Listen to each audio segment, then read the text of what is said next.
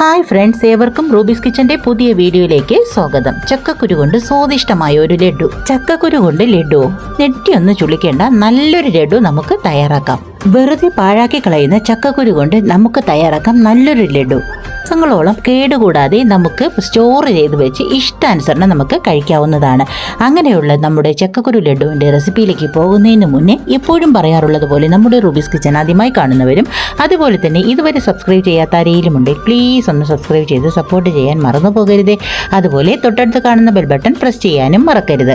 എന്നാൽ മാത്രമേ ഞാനിടുന്ന പുതിയ വീഡിയോസിൻ്റെ നോട്ടിഫിക്കേഷൻസ് നിങ്ങൾക്ക് ലഭിക്കുകയുള്ളൂ. കൂടെ തന്നെ ലൈക്ക്, ഷെയർ, കമൻറ്റ് എന്നിവ ചെയ്ത് സപ്പോർട്ട് ചെയ്യാനും മറന്നു പോകരുത്. എന്നാൽ പോകാം വീഡിയോയിലേക്ക്.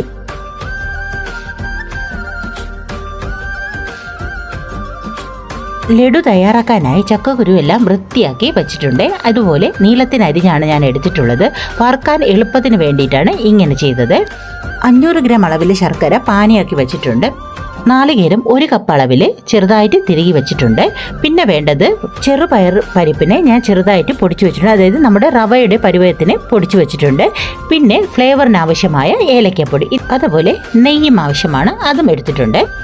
ആദ്യം നമുക്ക് ഈ ചക്കക്കുരുവിന് ഒന്ന് വറുത്തെടുക്കണം. ഞാൻ ഇതിൻ്റെ ബ്രൗൺ പോർഷനുള്ള തൊലി കളയാതെയാണ് എടുത്തിട്ടുള്ളത്. ചക്കക്കുരുവിൻ്റെ ബ്രൗൺ പോർഷനുള്ള തൊലിക്കാണ് പോഷക ഗുണങ്ങൾ കൂടുതലുണ്ടെന്ന് പറയുന്നത്. നമ്മുടെ ചക്കക്കുരു ഔഷധ ഗുണമുള്ള ഒന്നാണ്. ആൻറ്റി ഓക്സിഡൻറ്റും പ്രോട്ടീൻസും ഫൈബറും ഒക്കെ ധാരാളം അടങ്ങിയിട്ടുണ്ട്.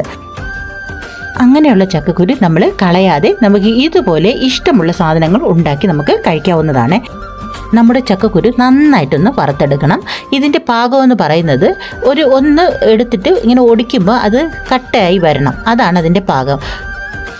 അല്ലാതെ നല്ലതുപോലെ റബ്ബർ പോലെ വറുത്തെടുക്കേണ്ട ആവശ്യമൊന്നുമില്ല. ഇതുപോലെ ഒന്ന് ഒടിച്ചെടുക്കാൻ പാകത്തിന് വേണം വറുത്തെടുക്കേണ്ടത്. ഇനി നമുക്കിതിനെ ഒന്ന് പൊടിച്ചെടുക്കണം. അപ്പോൾ ഇന്ന് തണുക്കാനായിട്ട് വെച്ചത് ശേഷം പൊടിച്ചെടുക്കാം. ഇത് ഇപ്പോൾ നന്നായിട്ട് തണുത്ത് വന്നിട്ടുണ്ട്. നമുക്കിനി മിക്സിയിലിട്ടൊന്ന് പൊടിച്ചെടുക്കാം.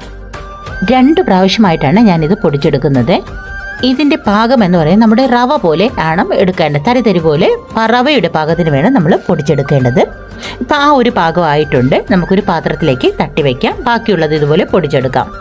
ഇപ്പോൾ 2 പ്രാവശ്യമായിട്ട് ഞാൻ ഇതിനെ പൊടിച്ചെടുത്തുകൊണ്ട് വന്നിട്ടുണ്ട്. ഇനി ഒരു പാൻ എടുത്ത് അടുപ്പത്ത് വെച്ച് അതിലേക്ക് തിരികെ വെച്ചിരിക്കുന്ന തേങ്ങയൊന്ന് വറുത്തെടുക്കാം. തേങ്ങയിലുള്ള ജലാംശമൊക്കെ മാറി വരുന്നതിനാണ് നമ്മളിങ്ങനെ വറുത്തെടുക്കുന്നത്. ഒരു ഇളം ബ്രൗൺ നിറമാകുമ്പോൾ നമുക്ക് മാറ്റി വയ്ക്കാം.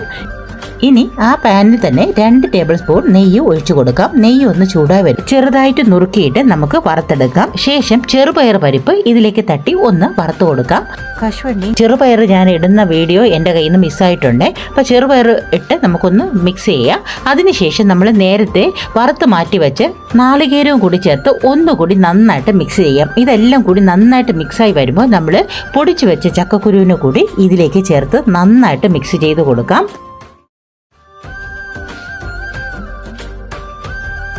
കൂടെ തന്നെ 2 ടേബിൾ സ്പൂൺ അളവിൽ വീണ്ടും നമുക്ക് നെയ്യ് കൂടി ചേർത്ത് ഒന്നുകൂടി നന്നായിട്ട് മിക്സ് ചെയ്ത് എടുക്കാം. ഇനി ലേശം തണുക്കാനായിട്ട് മാറ്റി വയ്ക്കാം. നമുക്ക് ഉരുട്ടാനായിട്ട് ചെറുതായിട്ടൊന്ന് തണുക്കണം. അതിനായിട്ടൊന്ന് മാറ്റി വയ്ക്കാം.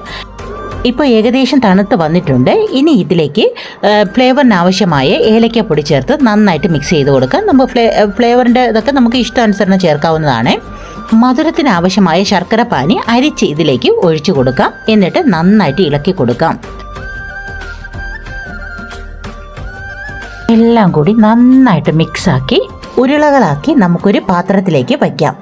നമ്മുടെ കിടിലൻ ടേസ്റ്റിലുള്ള ചക്കക്കുരു ലഡു തയ്യാറായി കഴിഞ്ഞു. ഈ ഒരു ചക്കക്കുരു ലഡു കഴിച്ചു കഴിഞ്ഞാൽ ഒരാൾ പോലും പറയില്ല ഇത് ഉണ്ടാക്കിയത് ചക്കക്കുരു കൊണ്ടാണെന്ന്. ചക്കക്കുരു കഴിക്കാതിരിക്കുന്നവർക്ക് നമുക്ക് ഇതുപോലെ തയ്യാറാക്കി കൊടുക്കാവുന്നതാണ്. കുട്ടികൾക്കും മുതിർന്നവർക്കും ഒരുപോലെ കൊടുക്കാൻ പറ്റിയ നല്ലൊരു ഹെൽത്തി ലഡുവാണ് നമ്മുടെ ഈ ചക്കക്കുരു ലഡു. ചക്കക്കുരു കിട്ടുന്ന അവസരങ്ങളിൽ പാഴാക്കി കളയാതെ ഇതുപോലെ സൂപ്പർ ടേസ്റ്റിൽ ലഡു തയ്യാറാക്കി നോക്കുക.